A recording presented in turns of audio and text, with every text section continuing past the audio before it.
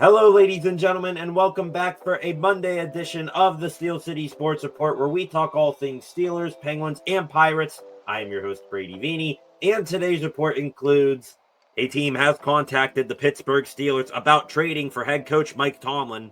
A Steelers insider reveals the Black and Gold's offseason plans. The Pittsburgh Pirates couldn't hide their incompetence at Pirates Fest, and more.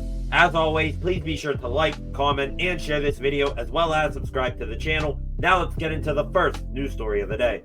A team has contacted the Pittsburgh Steelers about trading for head coach Mike Tomlin. I don't think it's too bold of a prediction to say that Pittsburgh Steelers owner Art Rooney II will never fire head coach Mike Tomlin.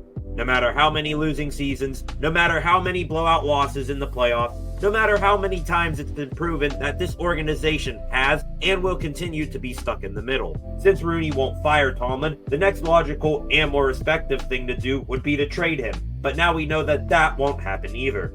According to a report on Saturday from ESPN NFL insider Adam Schefter, two teams have reached out to the Steelers about potentially trading for Tomlin. One of the two teams was unnamed, but the one that was named was the Chicago Bears. When the Bears asked the Steelers if they could talk with Tomlin about a potential trade, the Steelers quickly refused and shut down the idea before it was even formed. Let's be honest, even if the Steelers, whether it be Rooney or general manager Omar Khan, did allow the Bears to talk with Tomlin, he currently has a no-trade clause in his contract, and he probably wouldn't want to go to Chicago anyways. After all, in his season-ending press conference, Tomlin broached the subject of being traded to another team, saying, "I have no message, save your time." It infuriates me that the Steelers didn't even listen to what the Bears had to say. On top of the Black and Gold getting the Bears to overpay in almost every trade between the two, this would have been a great time to move off Tomlin, as this coaching cycle is filled with quality candidates. Getting 2 first-round picks from Chicago and then the pick of the litter for a new head coach was right there, and now it's wasted. Coach T's 3-year contract extension is about to kick in this season, so barring a huge change in his philosophy or upgrades made to the coaching staff around him, there shouldn't be too much to get optimistic for next season. 10-7 with a first-round playoff exit for eternity, here we come. A Steelers insider reveals the Black and Gold's offseason plans.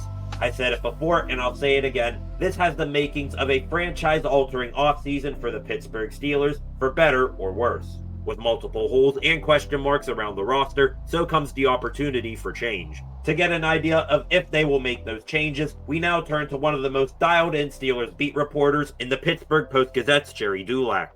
Dulac, who many view as the unofficial public voice for Steelers owner Art Rooney II, said the following in a recent article on what the Steelers are most likely to do this offseason.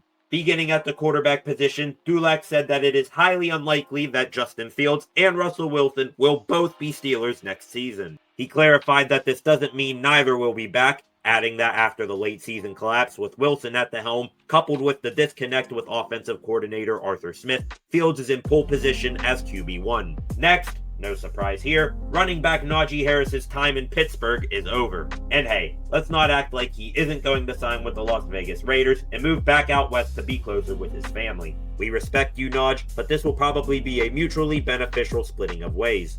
With Harris out, Jalen Warren will get paid and stay in Pittsburgh. However, the Steelers won't rely solely on Warren according to Dulac, as a running back with speed will be on their radar. Man, I would love to have a backfield committee of Warren and one of the 2 Ohio State running backs. Next, Dulac continued the theme of other reporters recently, saying the Steelers will make a splash at receiver in free agency and the draft. 2 names that come to mind immediately for me are Devontae Adams as the free agent signing and Emeka Egbuka as the draftee. Should the Steelers do those 2 things, wide receiver George Pickens will likely be on a one-way trip out of Pittsburgh soon. Again, please trade George Pickens and then go trade for Garrett Wilson. And finally, wrapping things up with the defense, Dulac thinks that the Steelers' first-round pick will be spent on the defensive line, possibly trading up to do so.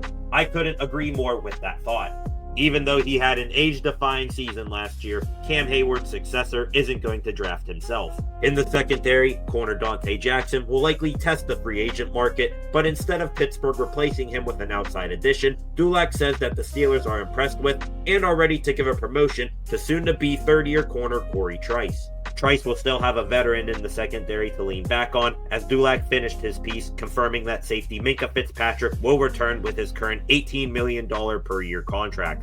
If you would like to read more of Dulac's work, a link to his article will be put in the video's description. Pittsburgh Penguins goaltender Alex Nedeljkovic makes NHL history. Over the weekend, the Pittsburgh Penguins split a series of games, defeating the Buffalo Sabres 5-2 on Friday night, but then losing to the Washington Capitals 4-1 on Saturday night. Rather than talking about the Penguins winning despite how they played in Buffalo, or them playing well in defeat against a good structured team in Washington, I want to dedicate this segment to one of the best performances I've ever seen. On Saturday night against the Buffalo Sabres, Pittsburgh Penguins goaltender Alex Nedeljkovic made history. Nedeljkovic made 40 saves against a high-power Sabres offense, recorded an assist on a goal by Anthony Beauvillier, and capped off a great night for him by scoring a historic empty net goalie goal, followed by an awesome celebratory jump into the Penguins bench. Talking about the goal post-game, Nedeljkovic said, "It's a team game, and we're all really close in here. Everybody's rooting for each other to score. It's nice to receive some of that excitement on my end. Maybe I pushed it a little too far with jumping into the bench, but it's my first goal. What do you expect?" By scoring that goal, he has written himself into the history books. Nedeljkovic is one of 3 goalies to score a goal in the NHL and AHL, joining teammate Tristan Jarry and Chris Mason. He is the first goalie in NHL history to score a goal and record an assist in the same game, and he is the first goalie ever to score a goal at each of the 3 professional levels in the NHL, AHL, and ECHL. There is no better way to cap off this segment than with the wise words of Penguins forward Brian Rust, who said reacting to Ned's goal, "I love that sh." Congratulations to Alex Nedeljkovic on scoring your first career NHL goal. The Penguins will begin their West Coast portion of this long road trip tonight against the Los Angeles Kings at 10:30 p.m. And finally, the Pittsburgh Pirates couldn't hide their incompetence at Pirates Fest. Pirates Fest 2025 has officially wrapped up, and it was a success, in proving that the organization is run by morons.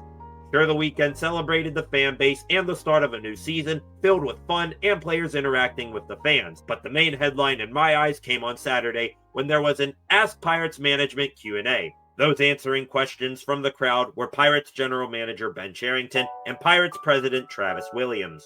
You're probably thinking that one person who would get most of the questions was missing, and ironically enough, the question started with someone asking, "Where is Bob? Where are you, buddy?"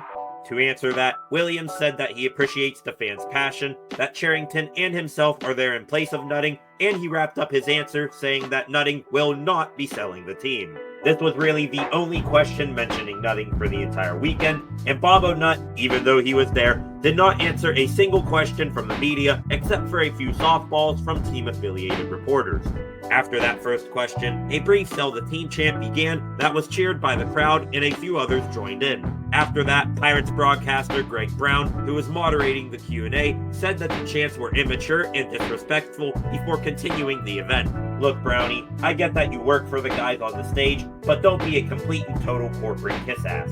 Fans are entitled to their own opinions after the past decade plus of ineptitude, and you don't need to be a shield for those who don't deserve it."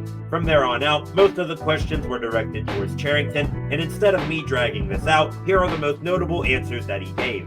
To sum up the rest of the Q&A as best I can, Cherington is confident that the roster will be improved by opening day. He is on the hot seat every day, with winning being the organization's top priority. He has zero fear of possibly making a big trade. The club has tried and will continue to try to, quote, "at some point sign a free agent to a multi-year deal," and that the franchise will continually think of creative ways to keep the roster competitive.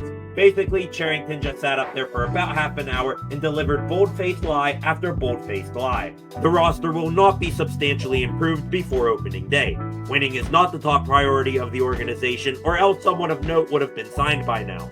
He is fearful of making a big trade, or else Jazz Chisholm would be in the black and gold right now. The club, under Cherington's tenure, has not and will never at any point sign a free agent to a multi-year deal, and he is not trying to keep the roster competitive. One thing I forgot to mention was Cherington saying that re-signing designated hitter Andrew McCutchen was what was best for the team, and I can agree with him there. Kutch means a lot to the city, but maybe not enough to those running the organization. While teams at the top of the sport sign free agents to contracts as big as the Pirates' entire payroll, we are left joking about our team not being able to spell the last name of your franchise player. This is the state of the Pittsburgh Pirates, a complete and utter joke. Management keeps gaslighting the fan base while doing nothing to compete with the best pitcher in baseball. with the eyes of the city turning to the Pirates to be the team that steps up and emerges from this dark time in Pittsburgh sports history, they choose to remain the laughingstock of the MLB, only caring for personal profit and not for on-field success. It will forever be win nutting, spend nutting. Please, for the love of God, sell the team, Bob, and when you leave, take Cherington, Williams, and Shelton with you and never return. And with that, ladies and gentlemen, that wraps up a Monday edition of the Steel City Sports Report. Again, please be sure to like, comment, and share this video, as well as subscribe to the channel. Thank you all for watching and sticking with me today with my raspy voice, and I will see you guys back here tomorrow with some more Pittsburgh sports news.